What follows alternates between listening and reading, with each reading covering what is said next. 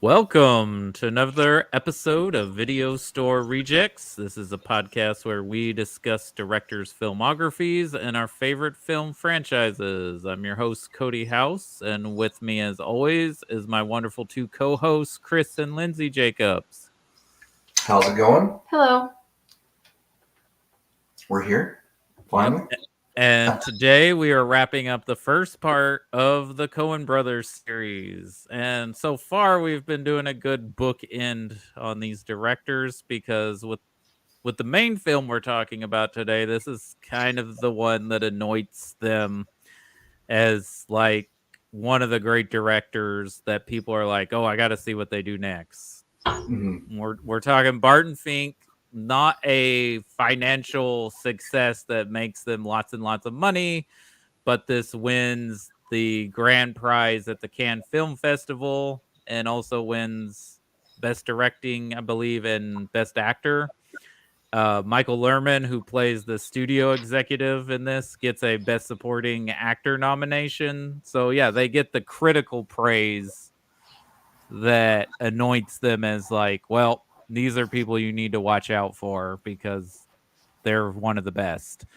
And since we didn't have a guest for this one, which is weird because I know a lot of people that consider this like their favorite Coen Brothers movie or up there as one of their favorites.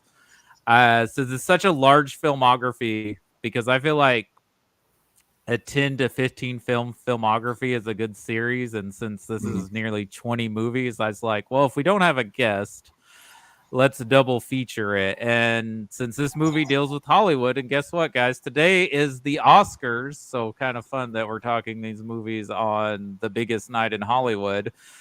I decided, well, let's pair it with their more recent movie, Hell Caesar. I mean, it's not their most recent film, but it's not that old of a movie compared to Barton Fink. And there is I thought that you did it on purpose because of the little connection that the two movies have.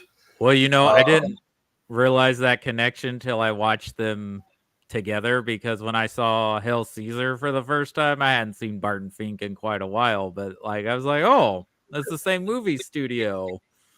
right, and I think we caught that because we watched Fink last night and started Caesar but finished up today. So uh, the whole time I'm sitting there just looking for any little reference to Barton Fink, but unfortunately all we got was the studio reference, but it was still a cool nod to think that they are They're both with Capital Pictures. shared universe. Yeah, Capital Pictures.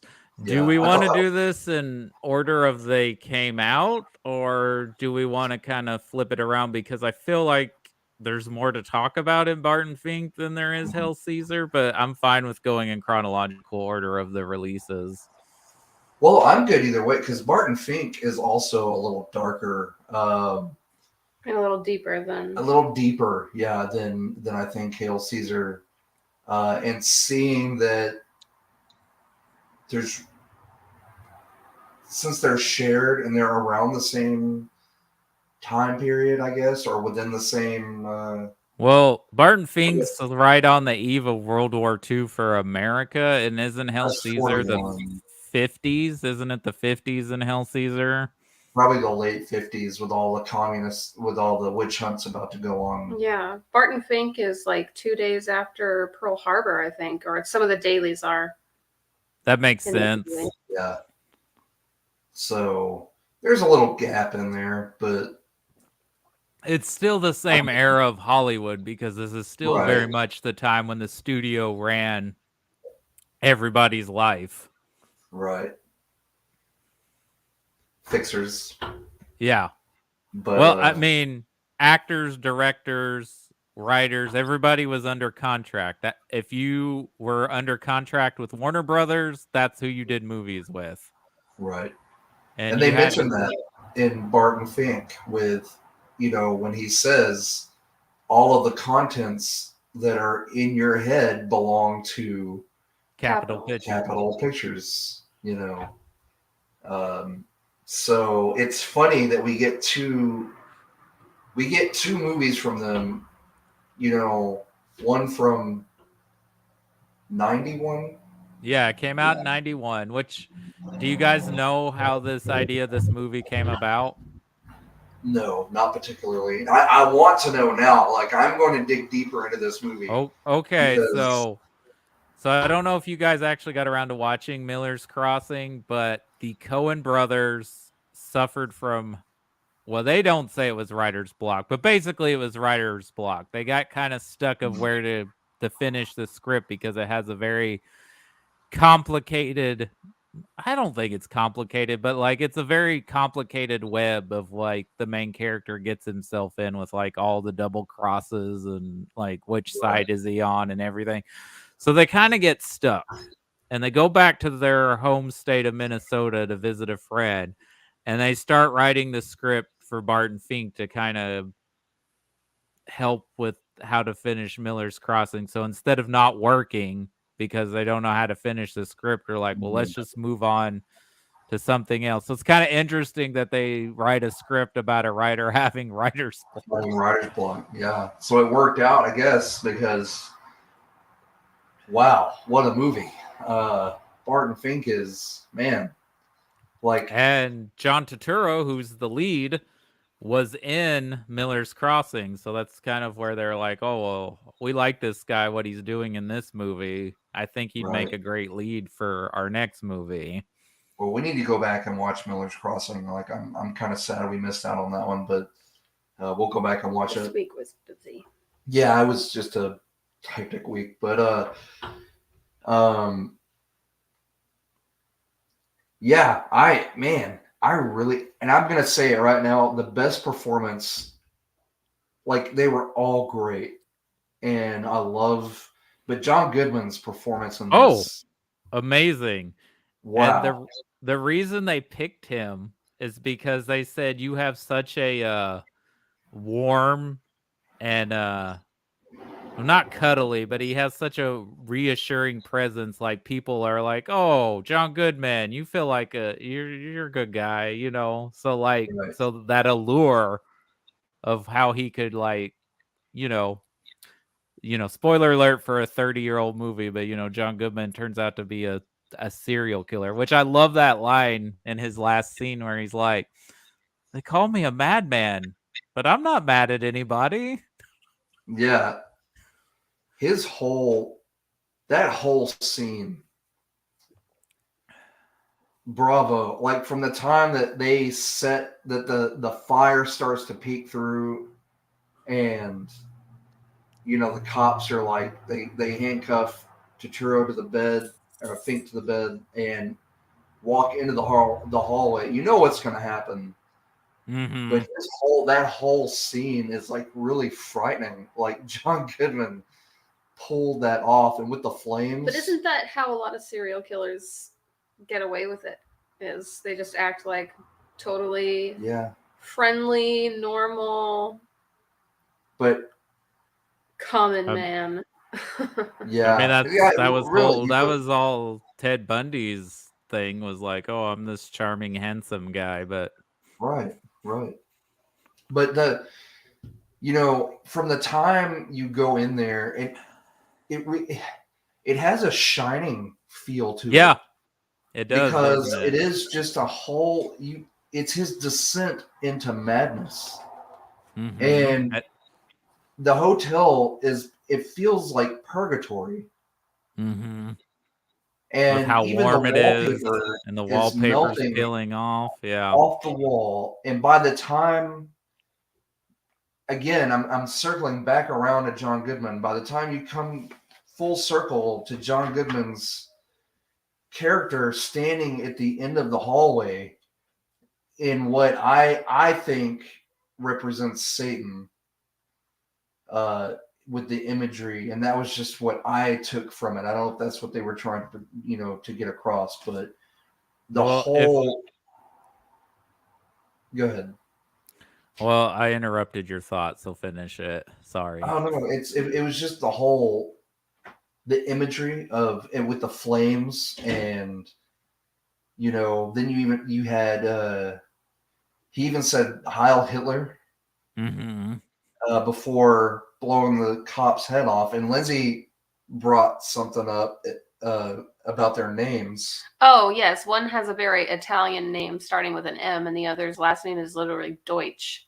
And that's Yeah. the Those are that's the cop he German. says Heil Hitler to right before he shoots him. Right. And they're supposed, you know. And they were both they were allies during the war. Right. Because Mussolini and Hitler. Mm-hmm. So, yeah, it was just such a. I'm still thinking about it, and this was, you know, I watched it last night. It's still like I want to watch it again, but I don't know if I can this soon. I may have to wait a little bit, and then you got to let it haunt you for a few weeks. Well, but really, this is like Big Lebowski level movie to me. Like, and I'm a big Lebowski fan. I'm a pretty big fan of the Lebowski movie there. So, I mean, this was like, wow. This is like, yeah. Go ahead, Cody. I'll go ahead. I mean, I think what works about this movie is it has the humor that we like in a lot of their movies. It's got that fast-paced dialogue, especially from Tony Shalhoub and Michael Lerman, who are both just absolutely play exactly what I think a Hollywood executive and producer would be like. Right.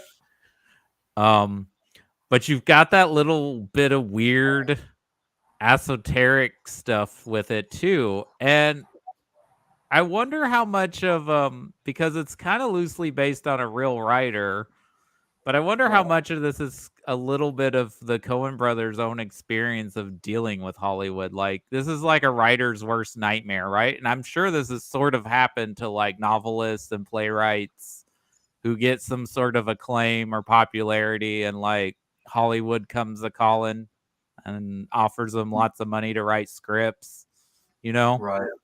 Right. And then when you're under pressure and everyone's building it up to be this massive, it's going to be the next Gone with, you know, I like to use this as a movie, but the next Gone with the Wind. Well, in the time of Barton Fink, that would have been a perfect reference. Like the next Gone. So, I mean, this day and age, I don't know what you would. I guess Titanic is now too old now.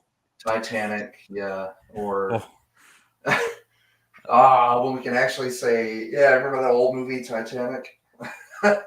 Well, because like I don't even think we make movies like Titanic anymore. Yeah, no, we don't. Boy, everything's a franchise now, so you know. Right. Now that Amazon has Lord of the Rings, James Bond now. Oh, what? Yeah. They own what, MGM? Do they buy MGM? Or what studio? Is MGM even around anymore? No, they were owned by Sony. MGM is not a working studio anymore. Wow, okay. There's only Warner Brothers, Disney. I was about to name drop TriStar too. Nope, that's Sony now. Sony owns TriStar in Columbia. Damn. So it's Sony, Disney, and Paramount, which I hear Paramount is in danger of going kaboots. Because now there's no 20th Century Fox anymore. It's owned by Disney. Now they're 20th Century Studios. That's pretty bad when you have to distance yourself from a news station like that. Because you don't want to share Disney didn't want to like have any, you know. Yeah. No, I get it. But Disney, you got your own problems right now. But anyways, you talking about how this has like Shining similarities? I think it does, because the motel itself is like its own character in the movie. Yeah, it is. And you alluding to like it being hell, if you notice, it's only hot when John Goodman's around, like in the wallpaper peeling and everything. It only happens when John Goodman's in the building. Right. And the hallway if you'll notice, every time they open the door, it sounds like there's air conditioning or there's air movement. But you're right, when John Goodman's around or he goes into his room, it shuts all that off, and it's like hell. It's like being in a hellscape. What did you? No, go ahead. I was gonna say, what did you guys think of the Coen's choice to have? So this is their first collaboration with probably the greatest living cinematographer ever, Roger Deakins. What did you think of that weird scene where Barton and I forget her character name, but Judy Davis's character have sex, but the camera decides to go inside the pipes of. Right. Well, is it Audrey? Is it Audrey or Audrey? Audrey. The reason, right. I think it's Audrey. What I took from it was the noises were traveling. Right. And John Goodman was picked up on that and was listening, and that's how he was able to go over there and kill her. Kill her. Well, and that makes sense because they can hear the couple behind Barton having sex earlier in the film. Right. That's what I took from it. I was like, he heard them being, and he was, being a psycho creeper that he is, and then snuck over there and did his thing. But why does he let Barton live? It was to teach him a lesson because he doesn't listen. It's true. He interrupts John Goodman all the time. Yeah, he's like, "You don't listen," and he like screams it, and then so now he has to listen. And then he goes back to his demeanor, like, that was his rage peeking through there, like, I'm not a bad person. Now, see, but you don't, he screams it, and then he goes back to that demeanor. That's why he's so damn good. He is so. That's why his last name is Goodman. Good in that movie, and when he walks in the creepiest thing, that whole performance. I mean, that was like Oscar stuff to me. It may not be. Yeah, it's a shame John Goodman doesn't have an Oscar. Should have gotten an Oscar for that because he just. I find it interesting. And then he turns around and walks into his burning room, like, and just closes the door.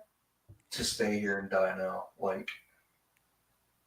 I don't know. It was haunting and creepy, and that his whole performance was just amazing. Yeah, absolutely. And I think that's why they keep working with John Goodman, is because he's such a incredible talent and a force. Right. Have you noticed there's a lot? No, go ahead. Good. Have you noticed there are a lot of Johns in this movie? John Turturro, John Goodman, and John Mahoney. And John Mahoney, yeah. Yeah, the three Johns. And do you guys know who loosely John Mahoney's supposed to be in this movie? No, not the slightest. It's a fictional version of William Faulkner. That's who his character's based off of. Ah, okay. I was wondering if it was based off of someone, but yeah, like his character was something else too. Well, Southern writer, and I believe William Faulkner had gone to Hollywood and tried to write scripts, and I think he even wrote a wrestling script, which I didn't know there were wrestling movies from this time period. Right. Maybe I guess that was a big thing. But the actor they mentioned actually was in wrestling movies. Like, that's a real actor that they reference. That's awesome. Which I think is interesting, and people don't think about this, but Barton's having a hard time writing this script because, he is kind of an arrogant, in his head writer. Like, he thinks everything he does is the most important, right? But it teaches you that the different art forms are different. Like, writing a play and writing a screenplay are not the same thing. Right. Like it's a whole different. And like we, Tony Shalhoub's like, what are you thinking? It's a B movie, and like I doubt Barton Fink has seen that many movies. Yeah, he's more. That's his thing, are plays and books. And you're right. Like I'm not an expert on screenplays, and there's got to be a difference between, because your dialogue is different, your scenes are different, your things play out differently in a script than they do for a play. I'm sure, again, I'm not an expert on it, and if I'm wrong, someone correct me, but I could kind of see where he would have trouble making that transition from a play to a movie. And they're all like, look, it's not a movie for rocket scientists, okay? We just want some guys like throwing each other around, and like the lady said, what's your name? She was like, it's easy. There's usually a simpleton, and he rises up out of poverty, and he finds a love interest, and then adopts an orphan. Yeah, there's an orphan, and then there's a kid, and then he's fighting a big bad guy at the end, and he wins. The end. And he wins, and good triumphs evil, and it's a simple formula, kid. That's all they want. Just throw something on paper, and cough Rocky. Rocky the Balboa the shit out of that. Mm-hmm. Yeah. I think that's another parallel though with him meeting the famous writer is like, don't meet your heroes, Yes. Because oh wow, yeah. And also it shows us how important an editor is, and maybe sometimes they're actually the ones that like write the stuff that makes it good. Because because Audrey was like the ghostwriter on a lot of his later stuff. I thought that was great, because old dude's so arrogant and pompous, and the whole time she's sat there and he's battling all these demons, and she's like actually like getting his bills paid, and she's just like, I help out. That's why she's putting up with him, because that's her. Maybe that's something she enjoys. That's how she's getting her work out there.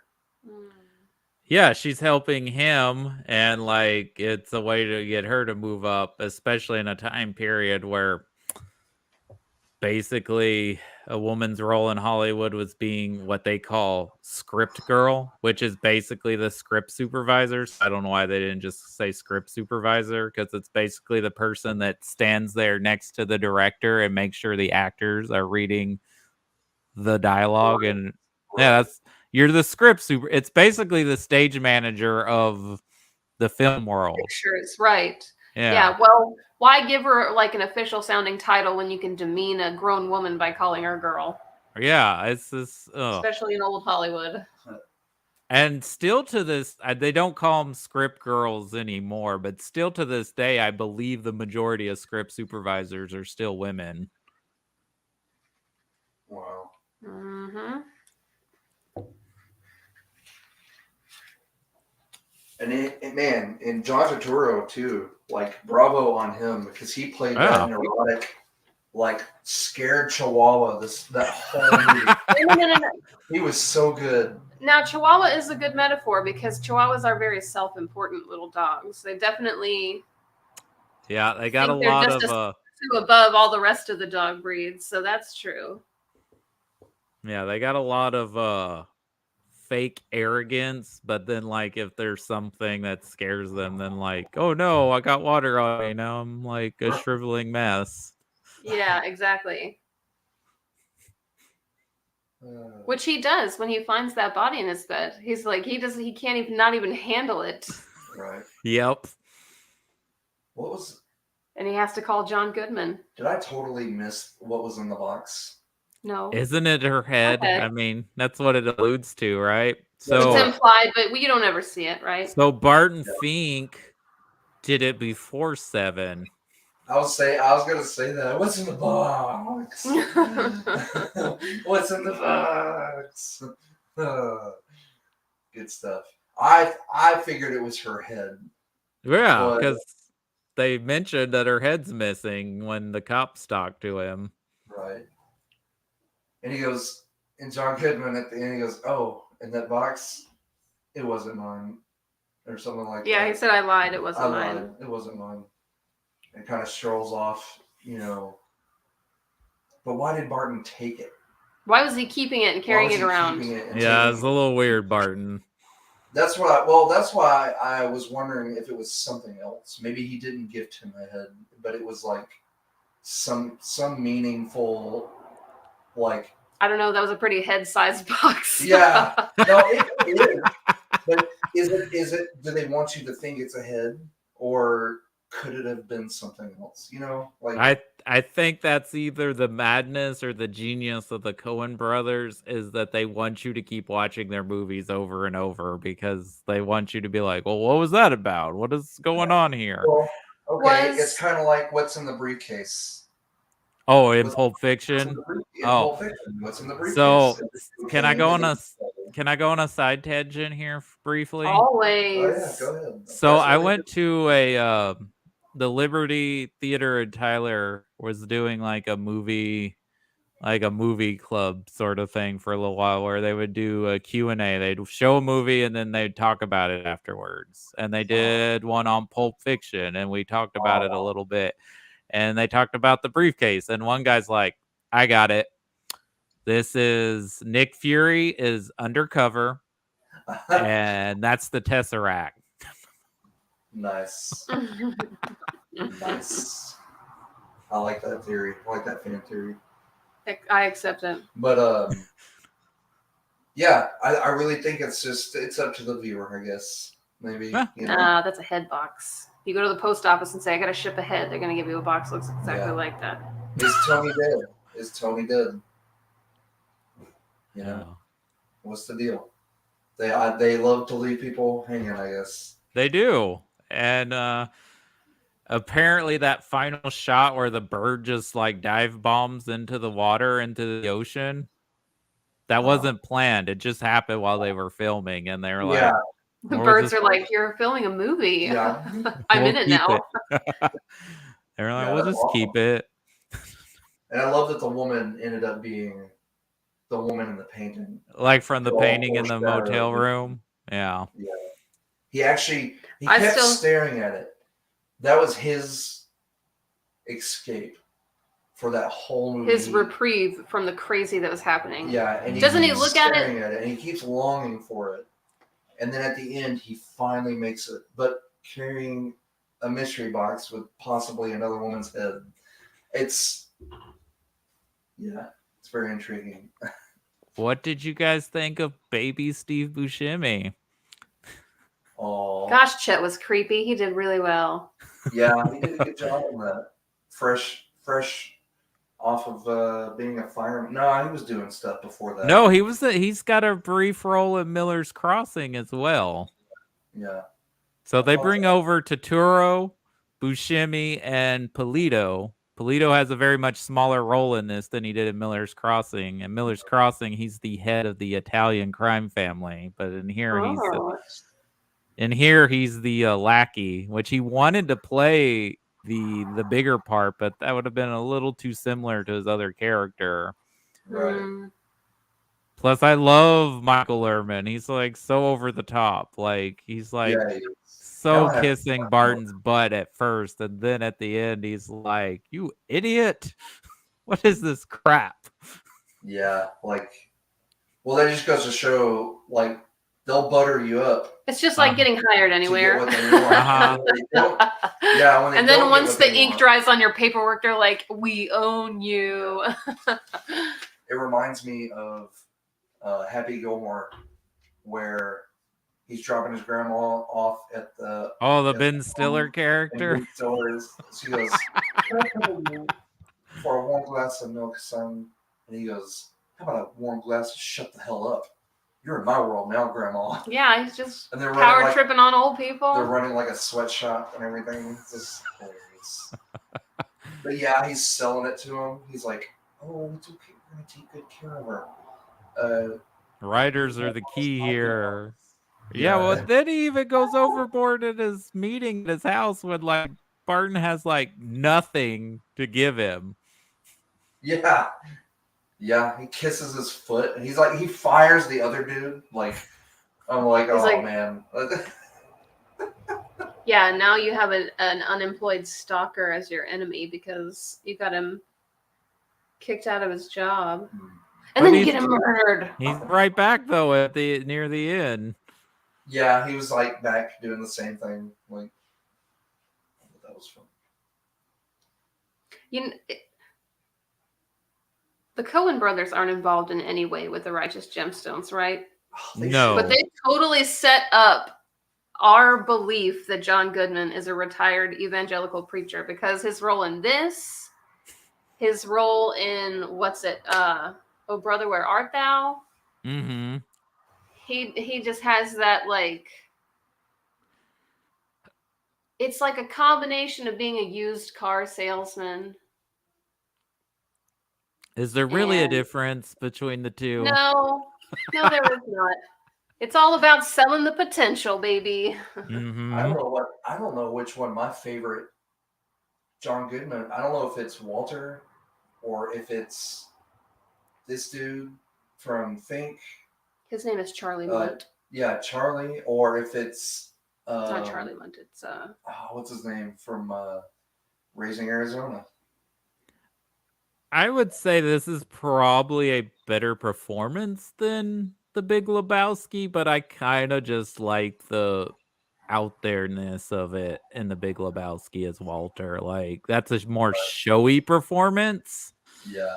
And this one is just like, look at the range of this guy. Like, right. Yeah. It's bananas. Yeah. And Raising Arizona is just like, well, we need some goofy guys in here. So he does still talk the same way, though. He still has like that same speech pattern and rhythm that sounds like a preacher. Like he tries to make a conversation, like he tries to elevate it with a different word, like a $10 word choice instead of the common vernacular, I guess. I would like to know how writers feel about this movie, like how realistic it is for them. Yeah, that'd be pretty interesting. I know I honestly wouldn't mind going back and watching this movie with the commentary.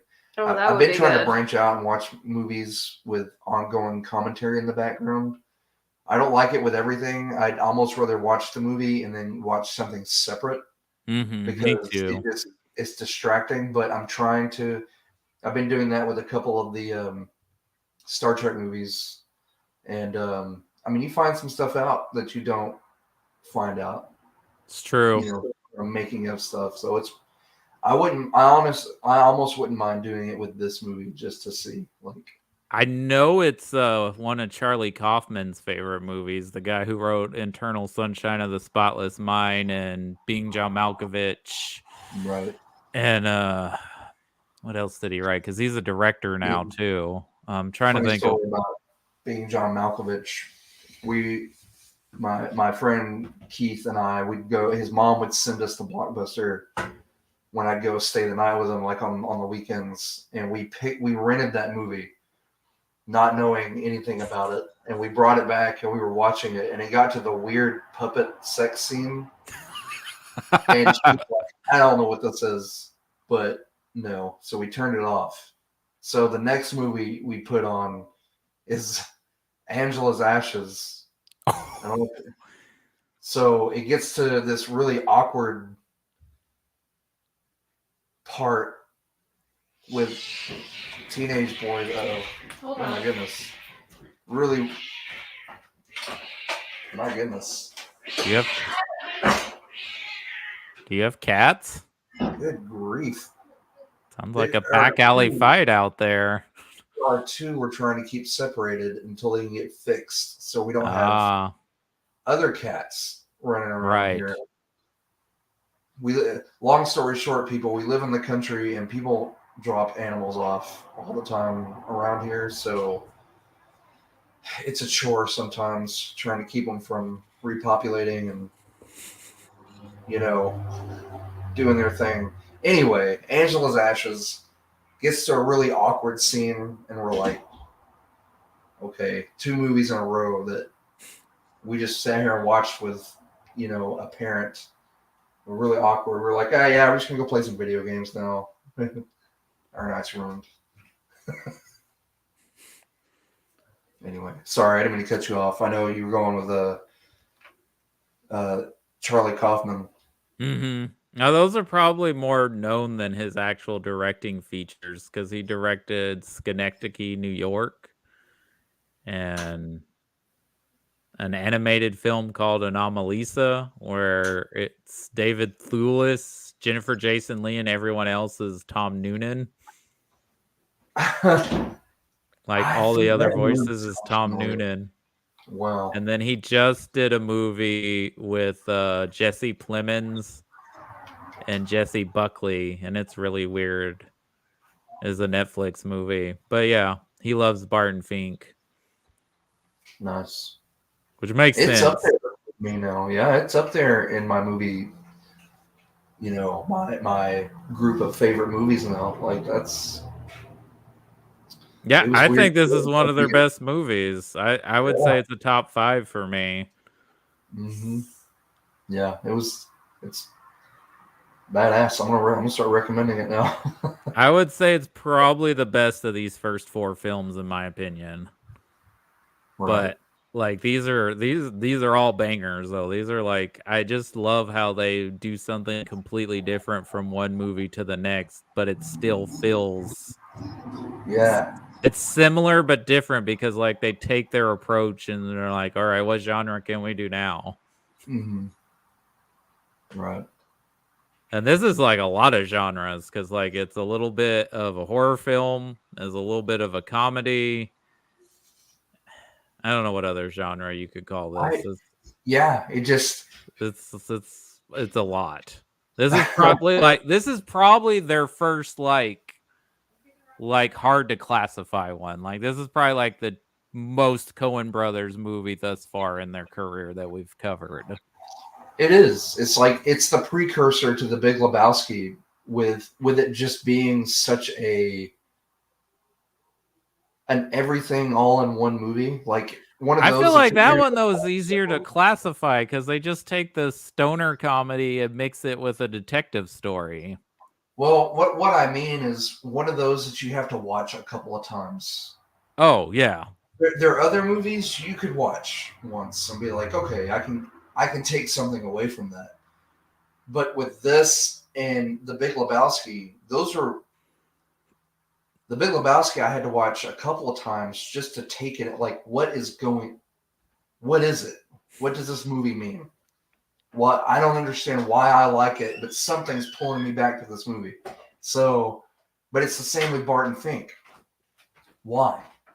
I get the gist of it, but there's just so much that you have to watch and take in with this movie. It's hard to do it in one sitting. Yeah. Lindsay, is there anything else you want to talk about Barton Fink or what you think about it? The sounds that wallpaper makes are going to give me nightmares. Okay. I have it's not so much a phobia as something I just can't stand, and I hate it with a passion. But touching anything sticky like that without gloves that on, looks like syrup. It does not look like getting it just everywhere. And the way he does it, the way that it sweats, and it, whoever the Foley artist is for the sound that it makes, yeah. And he touches it, and when he touches it, and it shows him, he just goes, ugh. Well, and the wallpaper is thick, and it looks like skin. It looks like like leather pieces that he's like smoothing back out, and it's all and the same stuff that glue is made of looks like it pours out of John Goodman's ear. Yeah. When he's like, there I go again, like, Yeah, I'm leaking again. I'm like, oh. Like he's just constantly melting. Ugh. Yeah, it's like John Goodman and the hotel are the same in a way. They're connected. That's why he just goes into his room to burn up with it at the end.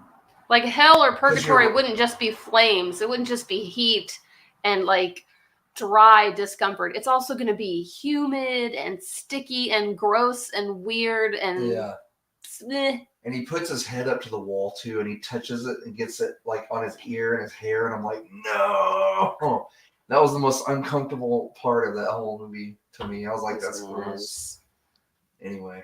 What's interesting is you guys talking about that being stuff of nightmares, as the Coens got the idea for kind of the creepy, like being in hell motel motif from staying at a motel in Austin, Texas while they were filming Blood Simple.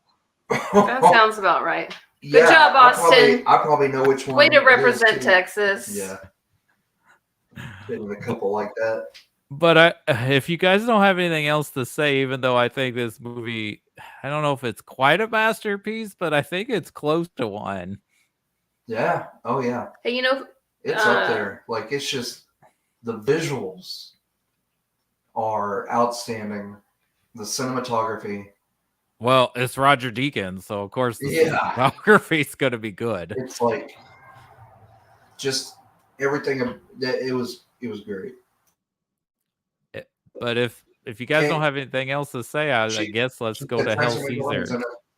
She's uncredited, but she's in it. Yeah, Frances. Oh yes, Frances McDormand is the voice of the actress on stage at the beginning of the movie. All right, there's another Frances McDormand collab. Even though it's probably the smallest role, and I didn't know that was her until I read about it. So this was the first time I heard her voice, and I was like, oh. Well, they just used Michael Cera's voice in Hail Caesar. So it's okay. Like he didn't have a face. He just showed up as a voice. Right. You just hear his voice when they're like, "Are you an extra or a principal?" So is he the guy playing Jesus?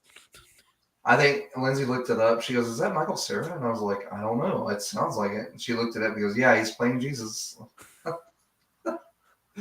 Michael Cera is Jesus. It's great. That's weirder than Willem Dafoe is Jesus to me. Yeah. He's Green Goblin Jesus.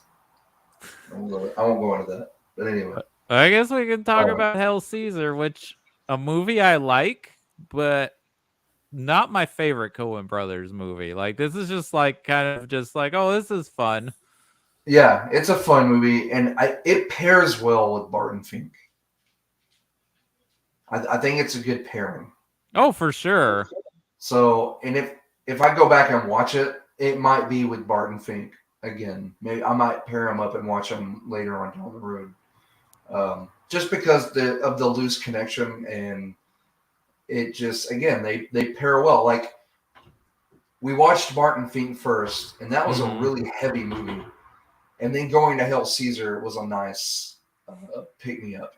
Yeah, so that's probably the good way to watch it, even though even though that's the order of releases. It's probably like, oh, okay, this is a nice like palate cleanser because this is more of a fun adventure, even though there's like dark stuff going on in the movie. Like it's not really a dark movie. Right. In which the Josh Brolin character was a real person, and there were people that did this back in the day, like covered stuff up so the press wouldn't get wind of it, of like what the celebrities were doing. Yeah, I knew those were real people, but I didn't know. Like, was he based off of an actual person?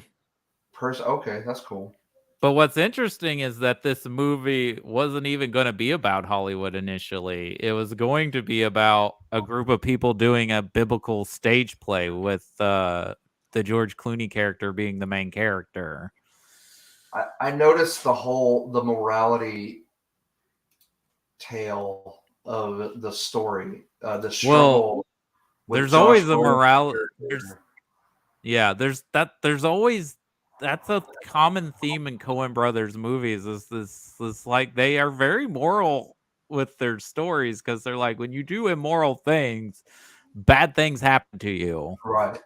Well, I meant the parallel between Brolin's character and his struggles with his vices and them shooting a biblical picture, which is another, I believe, something else that they brought up in Barton Fink was you get to doing biblical pictures. Well, no, you read. He's reading the Gideon's Bible in his room, and it's a passage that he reads, and then the next Bible passage. It looks like the beginning of Genesis, but it's like stage directions or like the line he's supposed to be writing for that story. Right. So, and I think John Goodman's character, I think he quotes a Bible verse somewhere in a really good creepy spot in Barton Fink. Yeah. Is it? I missed if it was exactly Jesus or if it was. I think it had to be that Michael Cera is the voice for. You never see him. Oh, I thought you said it was Jesus, but maybe I think he's supposed to be Jesus, but it's kind of weird. He asked him, he's like, "Are you regular cast or are you such and such?" And he's like, "Oh, I guess regular." He's like literally Jesus in the movie. He's like, "I hope I'm gonna be in the rest of this." Yeah, that's great. What I love about speaking of the biblical movie is when he has a meeting with all those religious leaders and none of their complaints have anything to do with the religious parts of the movie. They're like just complaining about the one guy's like, I don't know how he could jump from this chariot to this chariot. Yeah. Yeah, I don't think that's believable. They're just poking holes at like just the movie. They're like, yeah, it's fine. Won't offend many people.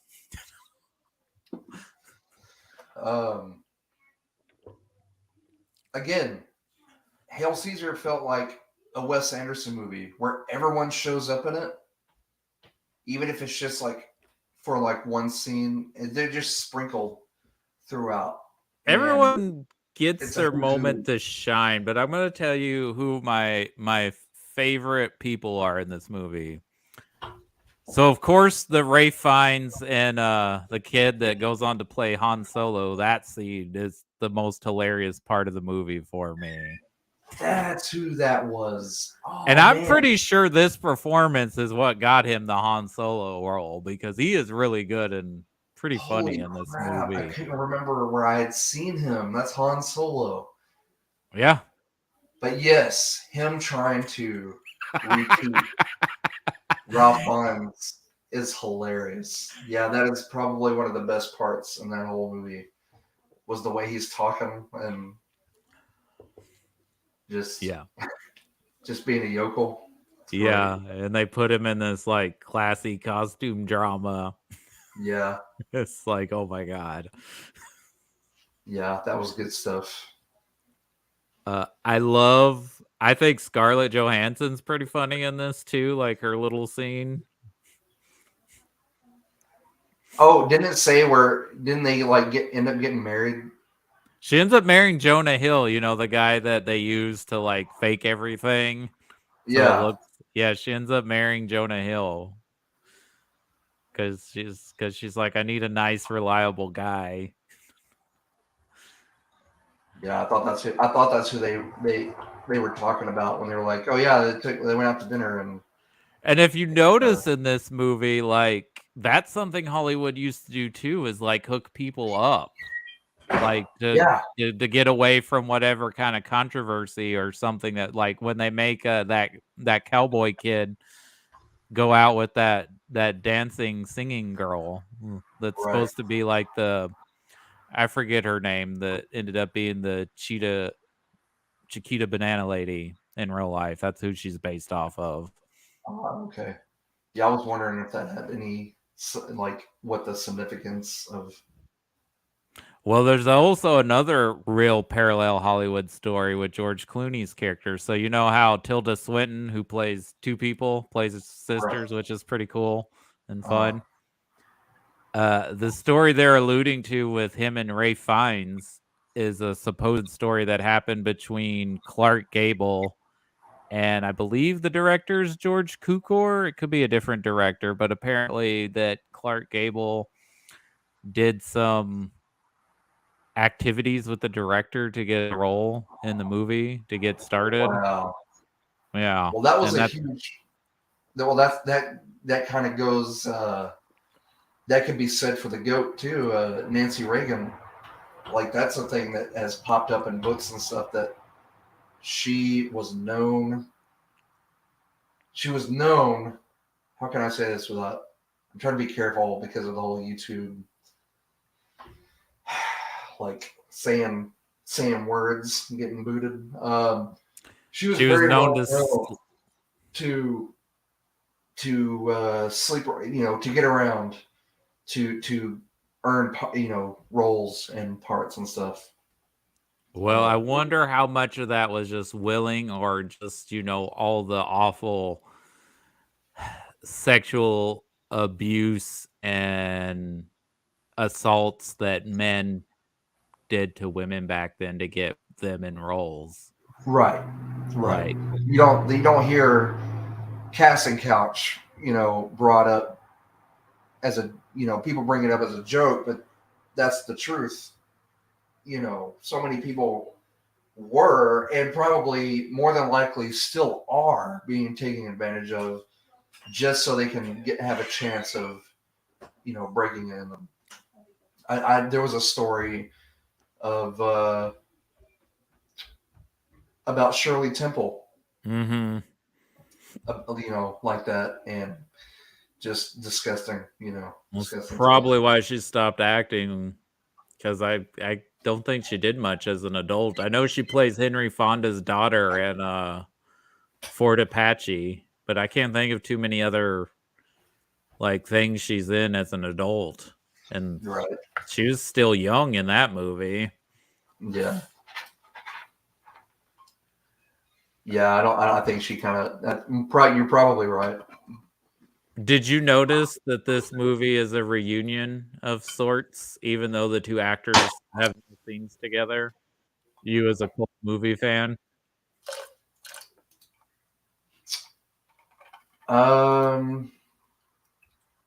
A reunion of two specific actors? Yep. Or a group of people? Because actors who were in a big cult movie that became a franchise, even though there's Highlander. There's yeah. Is that who I'm thinking? Yeah. Dolph Lundgren is the submarine captain. Yeah, Dolph Lundgren is. But Christopher Lambert and Clancy Brown are both in this movie. They just don't have any scenes together. That's right. Yeah, good call, Cody. I did not make that connection. I was like, hey, that's Highlander. That's Lambert. Because Clancy Brown is like George Clooney's, I guess, right-hand man in the Jesus movie they're doing. Yes. Yeah. And then Christopher Lambert is, I guess, a German director who's directing a musical. Who I guess had an affair with Scarlett Johansson. Oh no. Character. Well, yeah, because they mentioned she's trying to figure out how to adopt her own baby. Right, because they're like, oh, we can't have what is the word they use? An unmarried mother in Hollywood because it's the 50s, blah blah blah. So they're trying to figure out, and then she's like, I think he's the dad of the baby, but he's like, no. So they're like, okay, he's not going to marry her because he has his own family back in Germany. Right. Clancy Brown's character is actually the Ceasar of Hail Caesar. Oh, is he Caesar? George Clooney is the right-hand man. His character's name is something else.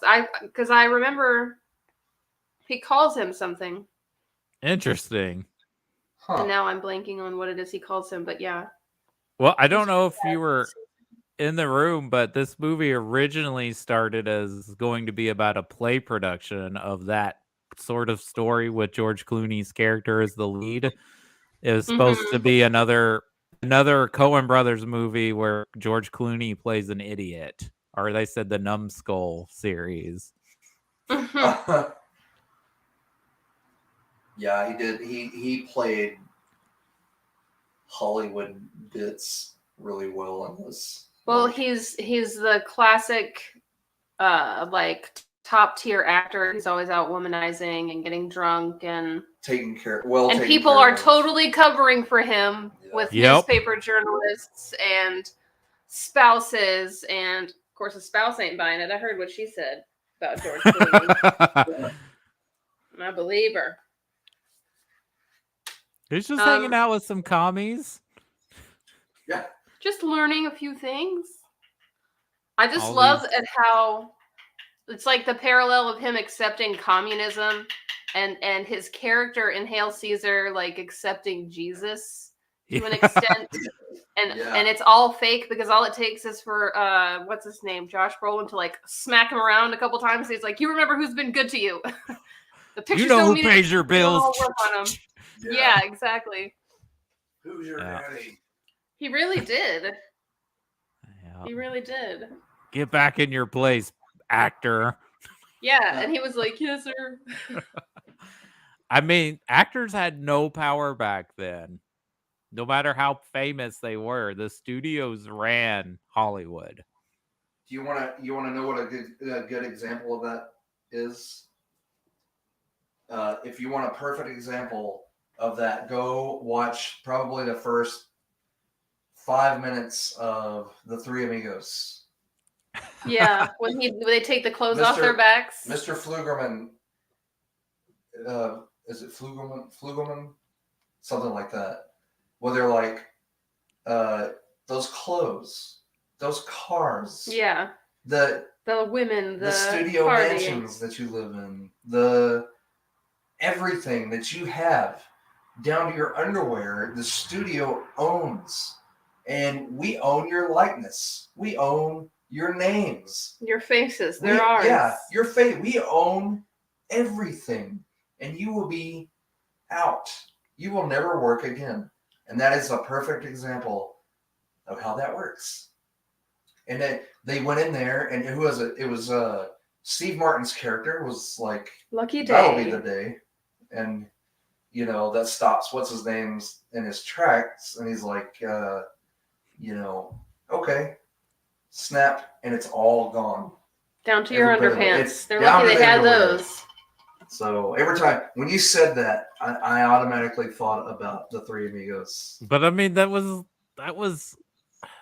a little bit of an exaggeration, but that was how things were done until the 60s. Like, yeah, you worked for this studio and you did movies with them, and you know they made sure that your image of whatever your public image was, that was the image. You know, your brand. Yeah. It was all about brands. And it's still true today. It still kind of is, but actors don't, you know, they aren't exclusively working for one person. They have agents and they find them. Yeah, they have more freedom to choose projects and studios. Maybe he does technically own Johnny Depp. We don't know. Right. Well, that sounds more like a domestic arrangement than anything. I don't think that's...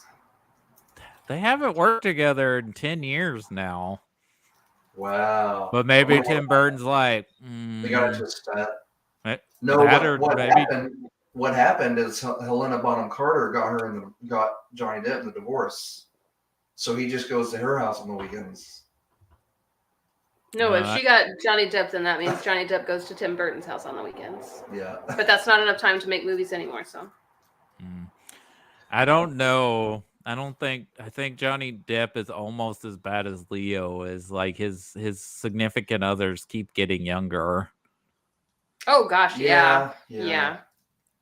have no respect for that practice whatsoever. I was like, Helena Bonham Carter is like actually she is still younger than Johnny Depp, but like they're close in age. Right. You know. And hot take, it takes two people. It wasn't just one of them. I think Amber Heard and he were so up on their high horses that they beat the shit out of each other. And it's he said, she said, and I think they're both deeply problematic people. Right? Oh yeah. You know, fans are going to take sides, but come on, man. If you look at it, they both beat each other up. What is Eddie Mannix's official title? Fixer. I know Fixer is what he does, but can I get that as an official title?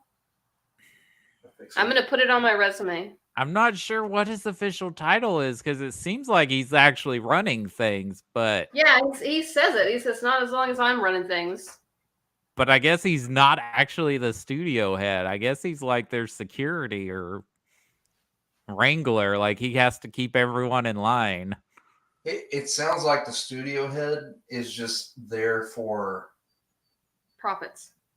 Mhm. like he's the head, he's the face of the company. He's operations. But he's Yeah. he's really the one that pulls all the strings. Like Yeah, he's director of operations because she talks about we have to go over what was it? Casting calls and all that, but he's also fixing all these messes that these people are making in their personal lives. Mm-hmm. But I want to know what, if that's what he does for the studio, what it is that the Lockheed people think he's going to do for them. Oh yeah, yeah. I mean, it's a pretty good job offer though. He gets to work, normal work hours and be home. Another guaranteed 10 years, and then you could retire, and with your stock options, never work again. There's probably there's probably more stability financially too in Lockheed. And his wife is like, it sure would be nice to have you around. And then he's like, but I love this. I love not being I love the movies. Yeah. He said, yeah, my hours would be shorter. Like, my hours would be better. I'd be paid better. Like, yeah. And he was just like, oh, I could never leave. Like, oh, okay. I don't get that. Yeah. I mean, some people are married to their work, but the poor wife. And if you'll notice, she was modeled after. Her responses were all like perfect responses. She's a perfect blonde housewife, and she doesn't disagree. She's like, "You know best. You pick." Yeah, like I don't know, honey. You would know best. Yeah, she's modeled definitely after that suburban housewife of the 50s of what men thought was like. That's what you marry. Obedient. Do you mean a domestic servant? Basically, that's basically what it is. Yeah, gross. I do love that all the communists are a bunch of disgruntled writers. Right? Yeah. They're like, we made the studios millions, and what do we got? We got finger sandwiches and secret meetings. And all the when he drops the case of money and the water to catch his dog, and they're like,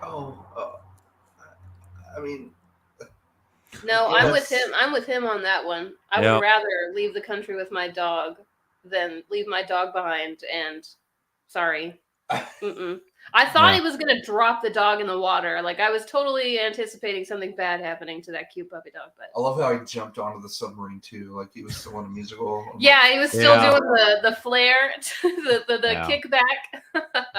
Man. So yeah, I was watching this the other morning, and my stepdaughter watched part of it, and she's like, "Channing Tatum can tap dance." I'm like, "Yeah, he can dance. He's a pretty talented guy, especially for his size." So it's like everyone just thinks he's a big meathead, but like. Well, Channing Tatum used to dance professionally. That's what I said. That's how he got his start, was as a dancer. And then people were miscasting him, and then people were like, "Oh, he's funny. Maybe we should put him in more funny things." And then there you go. Then he had like a career when people realized like he had comedic timing. Right. Yeah, he's pretty funny paired with Jonah Hill, who's also in this movie. Who gets to marry Scarlett Johansson? Good job, Jonah. Well, because he's got such a strong grip. Oh my gosh. She's looking for a good, reliable man. He's a professional person. Yep, he just takes over whoever needs something done. Yeah, he just does it. It was funny, like where he took the 6 months for hitting that pedestrian. Mm-hmm. Oh man, they better pay him a lot of money. Maybe that's why she married him. She's like, the studio's never going to get rid of him. Me, as soon as I'm like old enough or start showing pregnancy-wise, I'm out the door. Good on her. Get that bread, Scarlett. Frances McDormand almost dies in this movie. Oh. Yep. As I love that she's an editor, though. But yeah, it's just of course, yes. The unsung women editors of all your favorite films, all played by Frances McDormand. Star Wars. That goes into Patton Oswalt's theory of, because not all editors are women, but like that they're the women of the movie situation, where like the director's like, I'm gonna shoot all this film and direct the hell out of it. Oh, okay, let me come in here. Let me try to fix this mess, make it coherent. We gotta make something out of this now. How much film did you use? I love that she like right after she stops almost choking to death, she takes a huge drag off that cigarette and is like, I gotta stop wearing scarves. Yeah. They're gonna kill me. Not that cigarette I'm smoking, but no. Yeah. Like her first breath of free air had to be cigarette smoke. That was great. But that's such a smoker thing to do. Like any smoker, that's like the first thing they're gonna do. Like, oh my god. Yeah, they're gonna. After a near-death experience, I gotta go outside for 20 minutes, please. Yep. Yeah. Well, is there anyone we haven't highlighted yet that pops up that we liked? I like I don't actually know how to pronounce this man's name, but I like Hobie. Yeah. He's real cute and likable in this. Han Solo. Yeah, that's Han Solo. Oh my gosh! Yeah. No, he was much better as this cowboy guy, though. Well, I think this is what got him the Han Solo part. Oh. Solo wasn't horrible. I actually prefer Solo to Star Wars. Which Star Wars are you about to? It's He's probably gonna say all the sequels trilogy. Huh? You were probably gonna say every single sequel trilogy, huh? Just probably the last two sequels. Oh, okay. No, I'm just joking. Just partial. No, they weren't bad. But it wasn't bad. Like, I will say, for a movie that shouldn't exist, it's not that terrible. Yeah, there's some really good stuff in it. Yeah. What glowing praise! Like, I didn't want it to exist because I like Han Solo. Just don't. The mystique of not knowing. Mess with it. Yeah, like it's just it just has those things that I didn't need to see. I know enough of the history without seeing it from just those lines in Star Wars. I didn't need to see the Kessel Run. Like just the reputation of it alone. Like I know, okay, yeah. And like that's another Patton Oswalt theory, though. Is there he does a bit where he dogs on George Lucas. He's like, you remember all those cool characters from the original trilogy? Where we're gonna see them all as sad children, or like see their tragic backstory, and I'm gonna ruin all the coolness they ever had. And because I love the guy that played Han Solo. I like Donald Glover as Lando. Mm-hmm. I even liked Game of Thrones lady Emilia Clarke. I liked her character. I loved Phoebe Waller-Bridge as the robot, Lando's droid. Whatever's going on between them two, she's fantastic. I would have liked it more if they had dealt with Prince Caesar and Black Sun rather than Emilia Clarke. That syndicate. I also wish they hadn't have killed Thandie Newton off so early in the movie. Right. Yeah. That's why I don't want to give Solo any praise. How unfair is that? And then, but yeah, I didn't need to see the Kessel Run. I didn't need to see Han Solo shoot first. I know he shoots first, okay? You didn't need to reassure me that. I didn't, and then and that scene. She probably knows better than anybody. But and then the scene where he gets arrested or whatever, and they're like, well, good luck with whatever they called you. I'm like, oh, is this where he meets Chewbacca? I'm like, Actually, the Wookiees in chains was pretty good because the Empire went through and they were killing off Wookiees, and that's when the Trandoshans they were hiring Trandoshans to go and hunt and kill Wookiees. That's called genocide. Yeah. So I didn't like. I liked that part because we know that Han rescues Chewie. It was kind of cool to see it, but again, we didn't need to see it. You know. No, because when you're like referencing things that from the other movie, it's just like, oh, come on, I know. Okay, just show me some. If you're gonna do this, then do something I don't know. Like, I don't need to see the things I already know about, even though we never saw it. Like, right. But whatever. Enough about. That's why I'm interested to see what the Lord and Miller version would have been like, because I think some of the jokes did carry over, like him faking the grenade sound or whatever. That feels like a Lord and Miller joke. Yeah. But like, I feel like it would have been, at least the dialogue would have been more interesting. But from what I hear, Lawrence Kasdan was not liking like all the improv and fly by the seat of your pants, which is weird because that seems like the Han Solo way, right? Fly by the seat of your pants, make it up as you go along. Right. He seems like that kind of guy. I tell you what though, I think Ron Howard did a decent job. Well, I mean, Ron Howard is a good director. He's not a great director. He's not going to do anything really bold or interesting. But if you need a guy to come in there, make a coherent movie, put the camera in the right place, Ron Howard's your guy. He's gonna make a good movie. It may not be like, oh man, look at the camera shots, but like, you need someone to make a movie on time, on budget. Ron Howard's your guy. His daughter is doing some great stuff with Mando. Yeah. So I think she has she has a future as a director, I think. Yeah. So I'd like to see her do a feature film.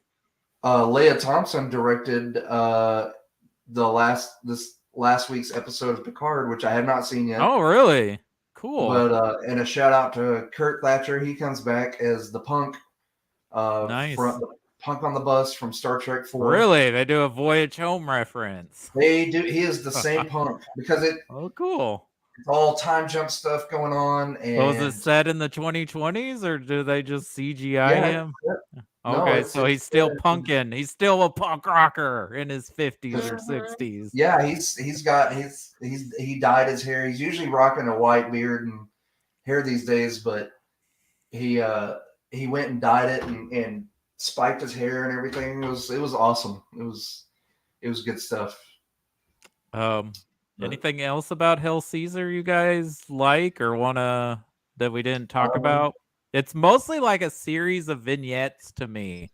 It's like the Coen Brothers just like celebrating old Hollywood, and it's like, well, let's do like this kind of movie because we see a musical, we see a Western, we see a biblical epic. These are genres we don't really see much anymore.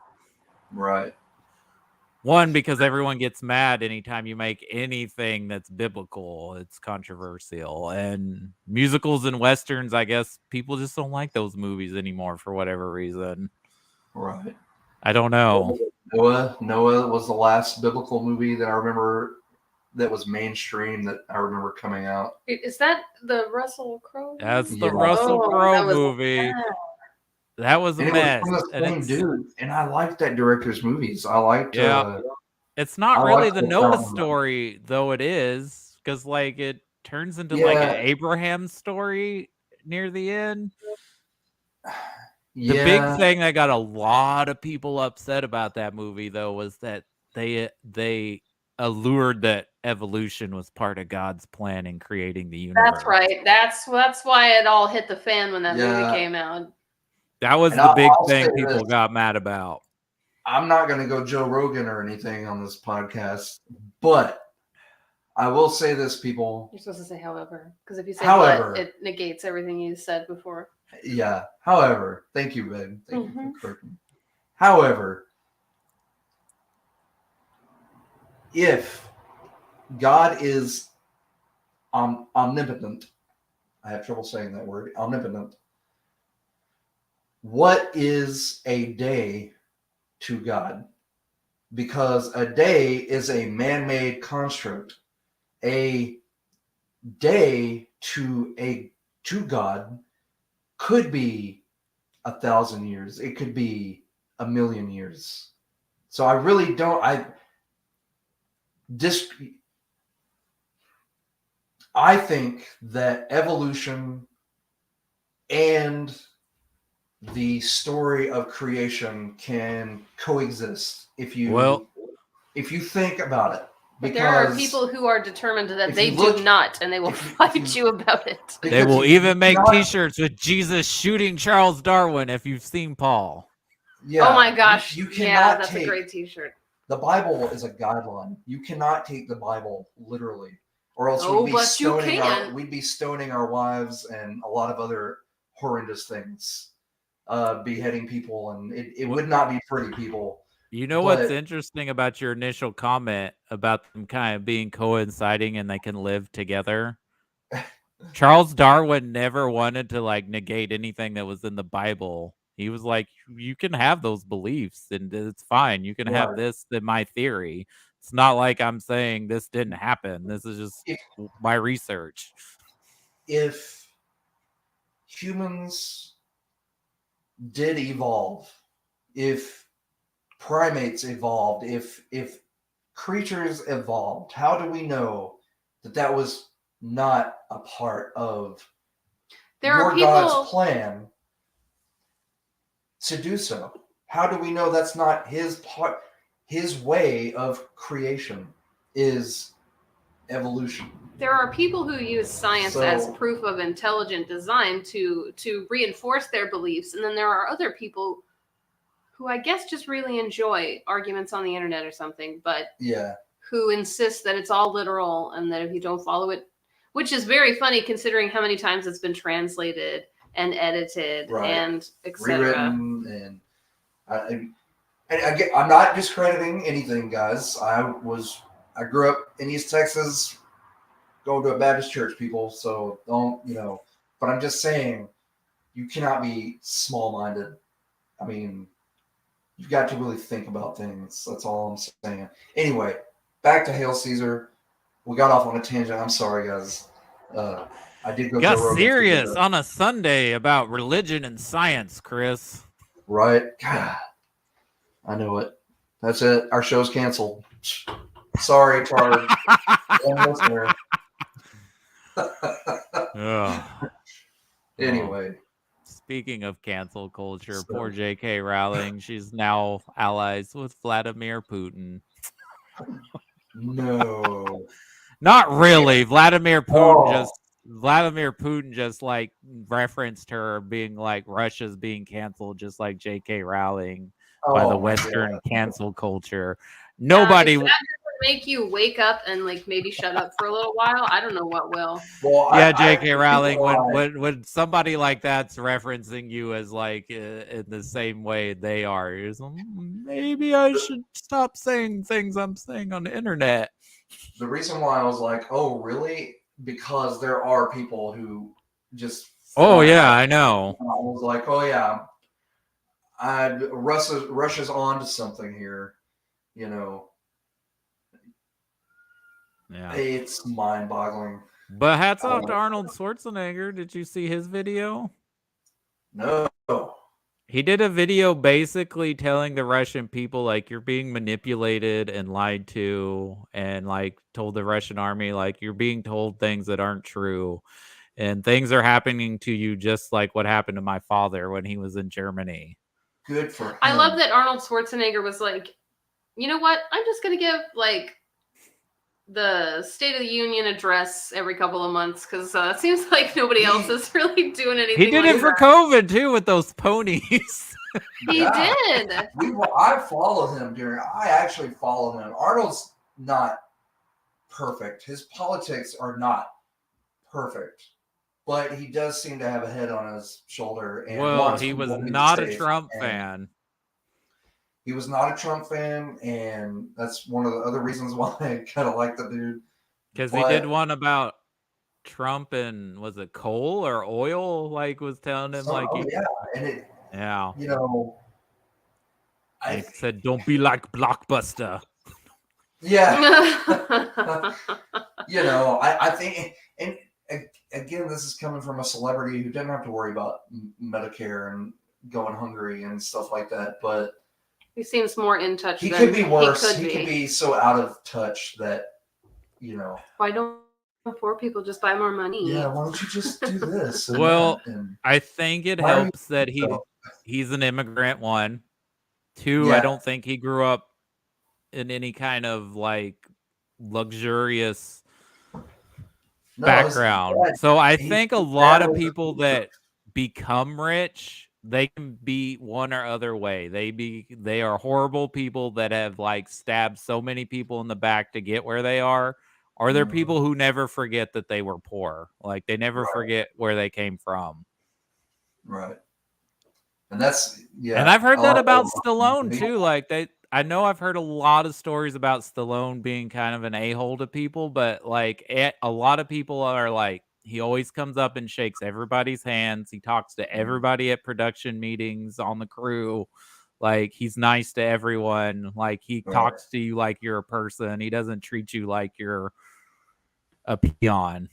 Well, I think he remembers that stag film he had to do trying to make ends meet, and he actually had to sell his dog, that he loved, out on the street for like $20 just so he could eat. So yeah, I think I think a lot of people that become rich and famous remember, like, I didn't used to always have this, and I know how much of a struggle it was for me to get where I am.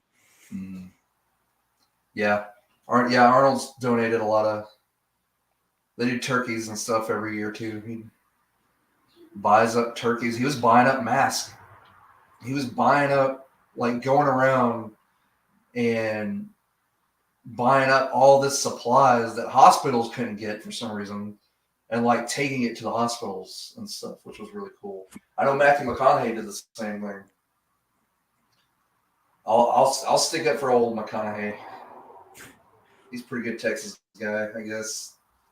He certainly represents Texas better than Ted Cruz. Yeah, he represents Texas. Yes. Than most of our elected leaders. Most of our elected officials, when we have other elected officials from other states coming in and doing more for the citizens of Texas. What? I know in the pandemic, he was like, you know what? I'm going to get my big old truck and I'm going to load it full of He's going to make sure you're all right.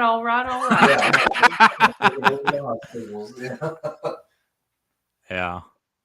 And then he buys up and hands out turkeys every year. So, but pretty good. I think a lot of people could be doing other things with their time. Yeah, but giving back. Anyway, I think this is a pretty light, entertaining movie. I don't think it's a great Coen Brothers movie, but it's entertaining. It's fun. It's nice to see all them like, oh, we can get all these celebrities to be in our movie because we're the Coen Brothers and they just want to do it. Well, like I said earlier, I think it pairs really well with Barton Fink because you can watch Barton Fink and then go from a really heavy movie into a more lighthearted movie, and they paired really well together. And having that small connection helps. Too. So I think it was really cool. I'm glad we did watch them back. I really like the contrast because you have like the purgatory and the hellish kind of the Dante's imagery in Barton Fink, and then on the other hand, you've got Michael Cera being a very politely spoken Jesus in a movie about like finding a new purpose or finding a new meaning. And commies. Yes, and commies. Yeah, so I think, Barton Fink is like the dark side. It's like all the horror stories you hear about anyone trying to go to Hollywood and make it. Mm-hmm. And even though there's a lot of weird, and that's part of why I think it's not as good as there's just a lot of different plots going on in Hail Caesar, and some of it's a little more complicated than it should be.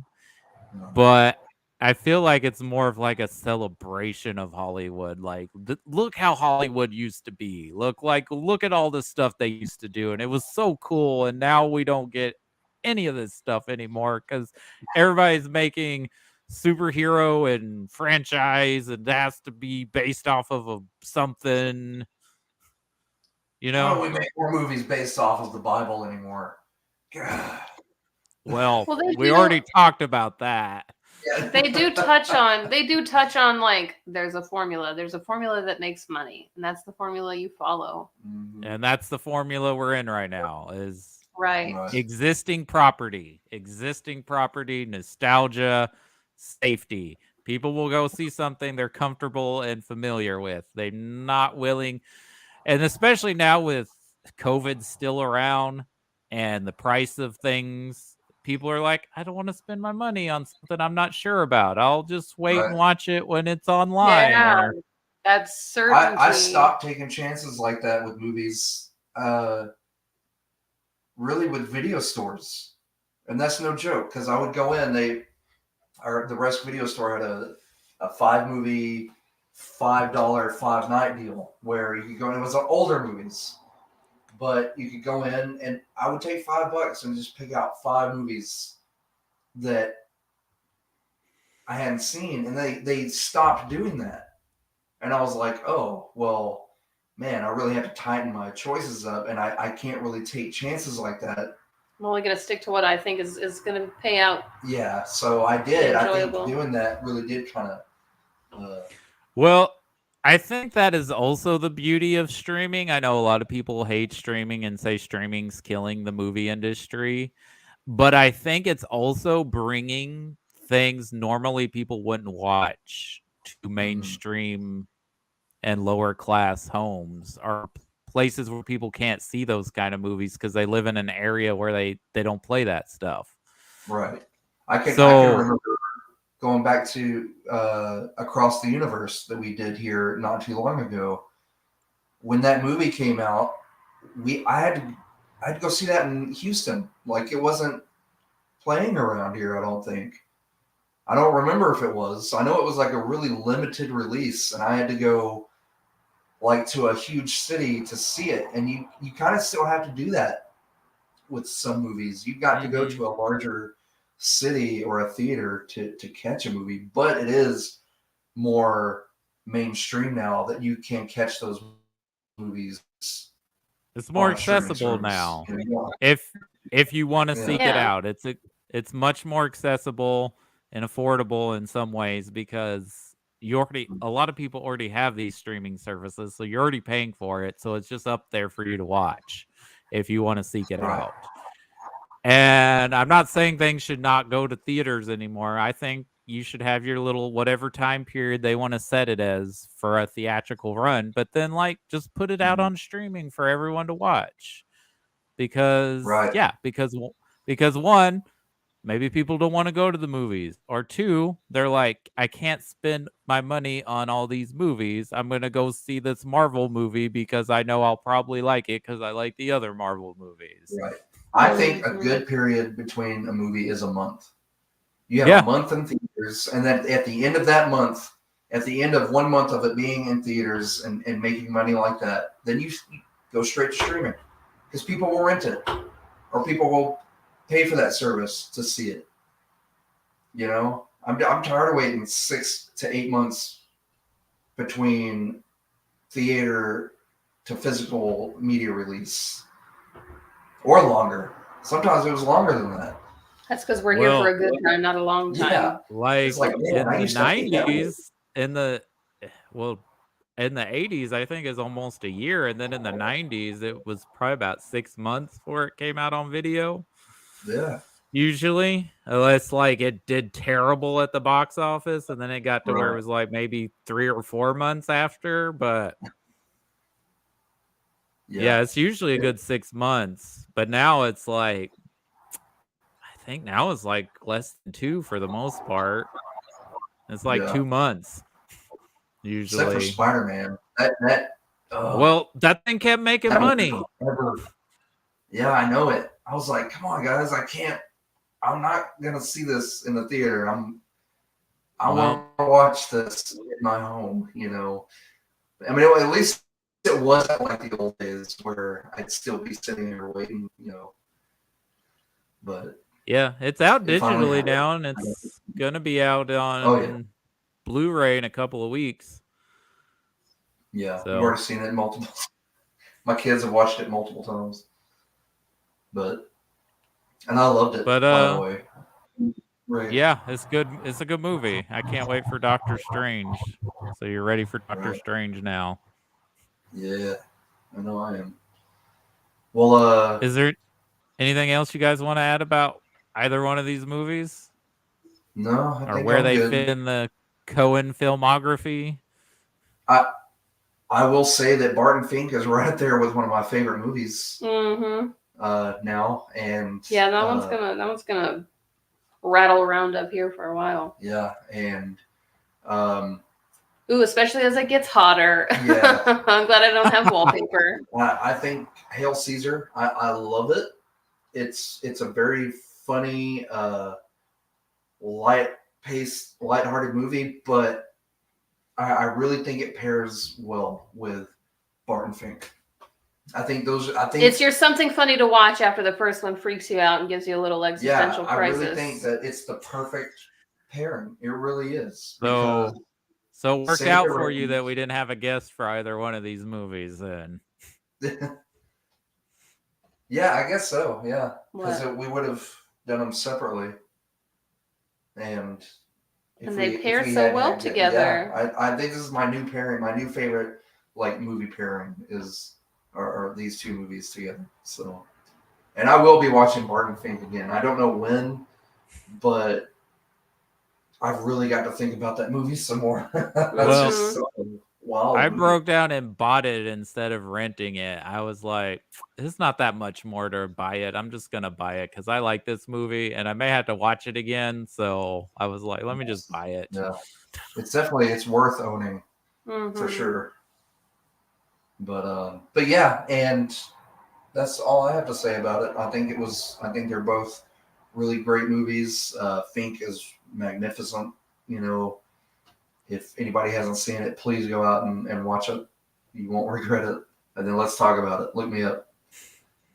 I'll talk about it some more. I want to hear your thoughts on it.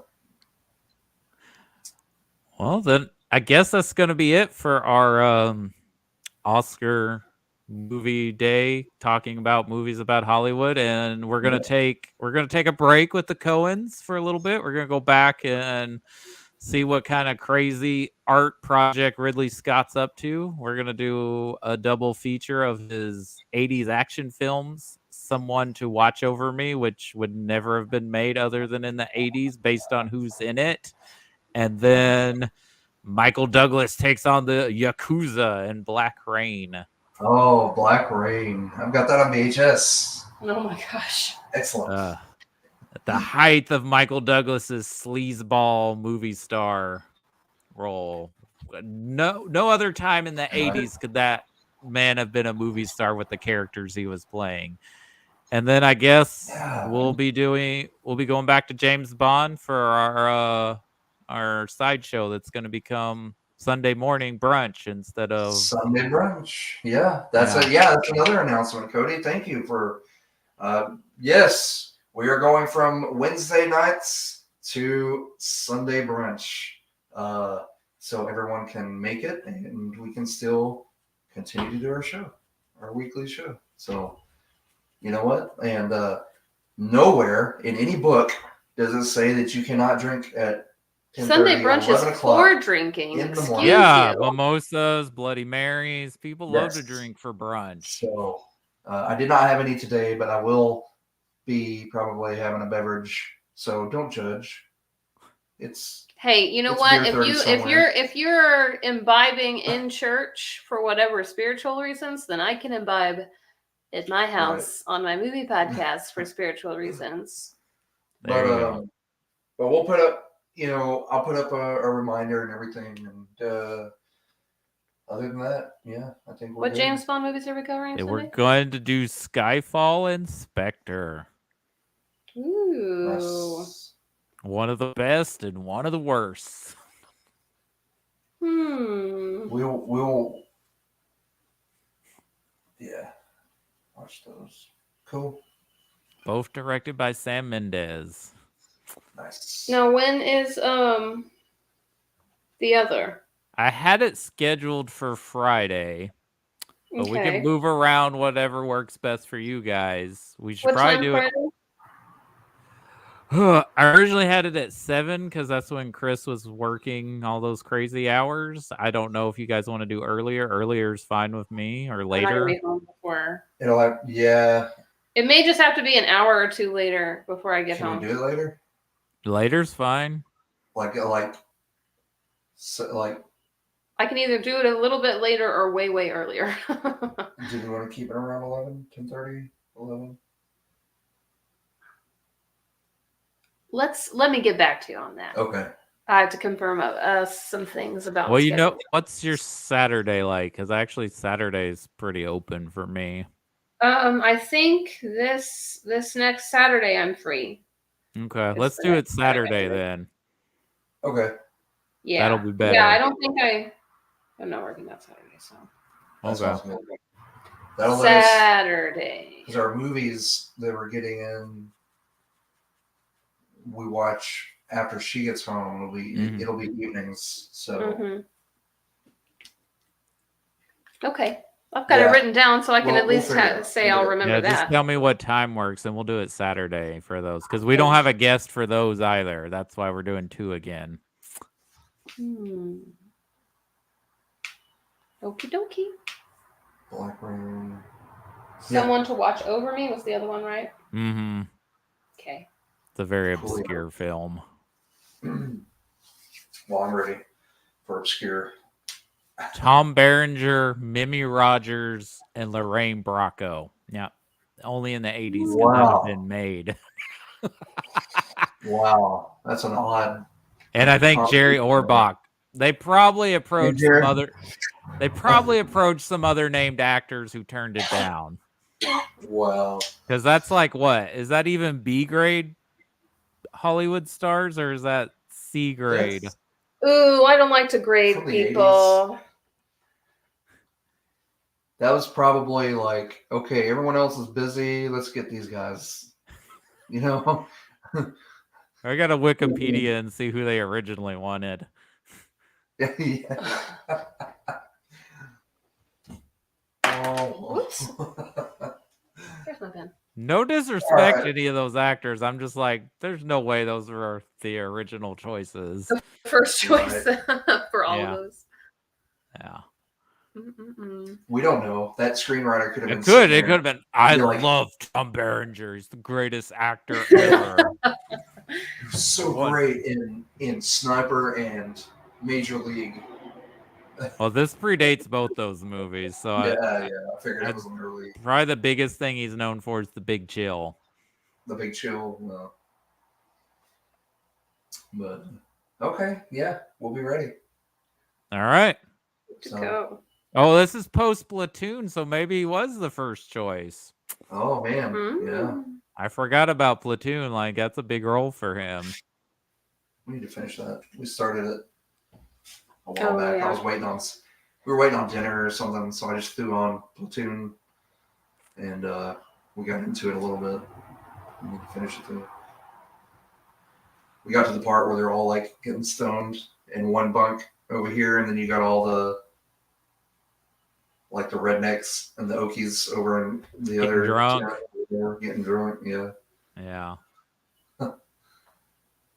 All right. Well, I'm gonna let you guys enjoy the rest of your Sunday. And all right, yeah, it was fun. Glad you liked the movies. Yeah, I'm glad we got to discuss these movies. They were neato, gang. Trying to stick with the the lingo of the time period. The lingo of the time period, yeah. Really keen. Yeah.